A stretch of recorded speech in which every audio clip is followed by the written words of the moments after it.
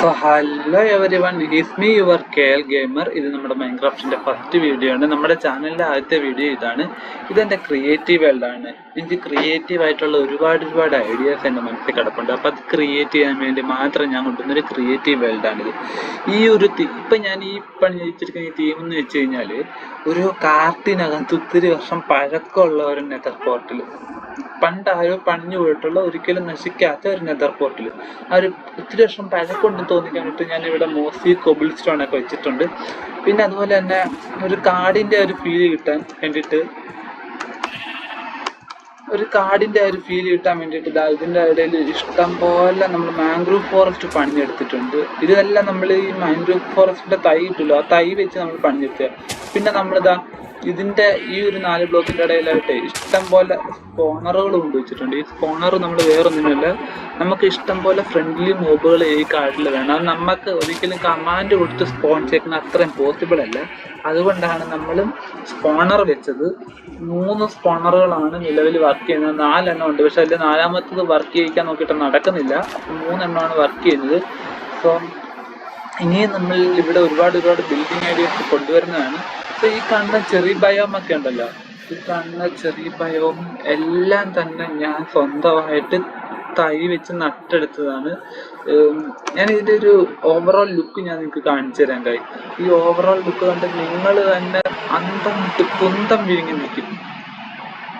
കണ്ടില്ലേ, ഒരു കാട്ടിനകത്തുള്ള ഫീൽ. ഇവിടെ നിന്ന് നോക്കുമ്പോൾ നിങ്ങൾക്കൊരു സ്വർഗത്തിലെത്തിയ ഫീല്.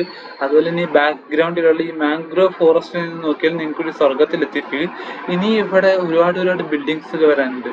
ആദ്യം തന്നെ ഇവിടെ ഒരു വാട്ടർ ഫൗണ്ടൈൻ വരണം, പിന്നെ അതിനുശേഷം ഒരു വില്ലേജ് വരണം.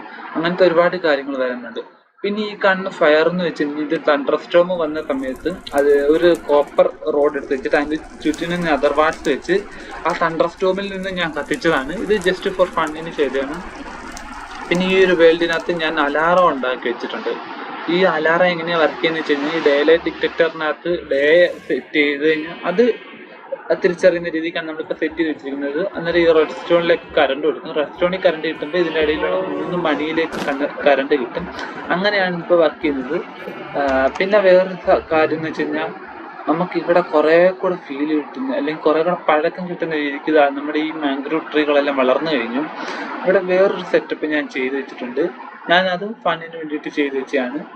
ഈ സെറ്റപ്പ് എന്താണെന്ന് വെച്ച് കഴിഞ്ഞാൽ ഈ കാണുന്ന ഡേലൈറ്റ് ഡിറ്റക്ടറിനടിയിൽ ഒരു സ്റ്റിക്കി പിസ്റ്റൺ ഉണ്ട്. ഈ സ്റ്റിക്കി പിസ്റ്റണ് ഒരു ഗ്രാഫ് ബ്ലോക്കുമായിട്ട് ഒട്ടിച്ച് വെച്ചിരിക്കുകയാണ്. സോ അത് പ്രകാരം ഈ ഡേലൈറ്റ് ഡിറ്റക്ടർ ഇവിടെ ഒരു ചെറിയ ഷട്ടർ പോലെ പ്രവർത്തിക്കും. അതെങ്ങനെയാണെന്ന് വെച്ച് കഴിഞ്ഞാൽ ഇപ്പോൾ ഡേലൈറ്റ് ഡിറ്റക്ടർ ഡേ ആണ് സെൻസ് ചെയ്തിരിക്കുന്നത്.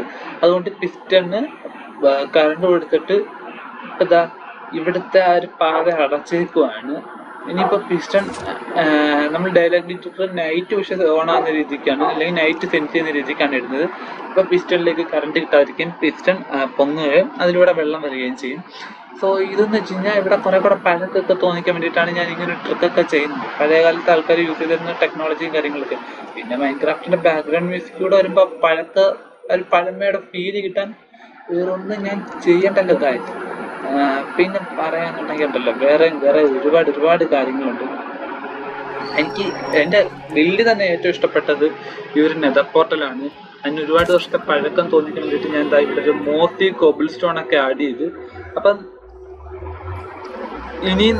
നമ്മുടെ ഇനിയും ഇതുപോലുള്ള ക്രിയേറ്റീവ് വീഡിയോസുമായിട്ട് ഞാൻ വരുന്നതാണ്.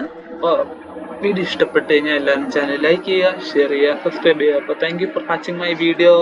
See you in the next time.